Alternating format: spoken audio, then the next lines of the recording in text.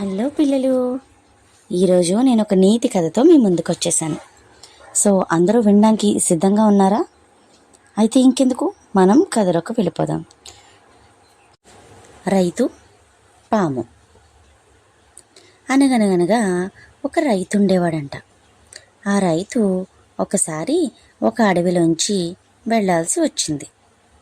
అలా వెళ్తూ ఉండగా ఒక్కసారిగా కాపాడండి కాపాడండి అని అరుపులు వినిపించాయంట.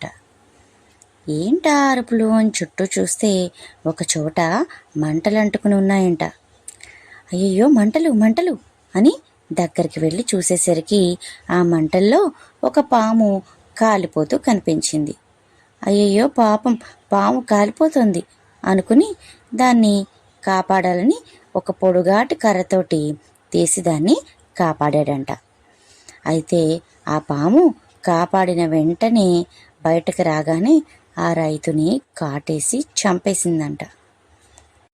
అప్పుడు అక్కడే పక్కన చెట్టు మీద ఉన్న కోతి అడిగిందంట, నిన్ను అతను కాపాడాడు కదా, ఎందుకని అతన్ని కాటేసి చంపేశావు నువ్వు అని అడిగిందంట.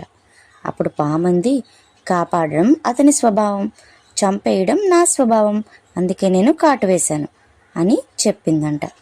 చూసారా పిల్లలు, మనం అందుకే ఎప్పుడూ కూడా దుష్టబుద్ధి కలవారికి దూరంగా ఉండాలి.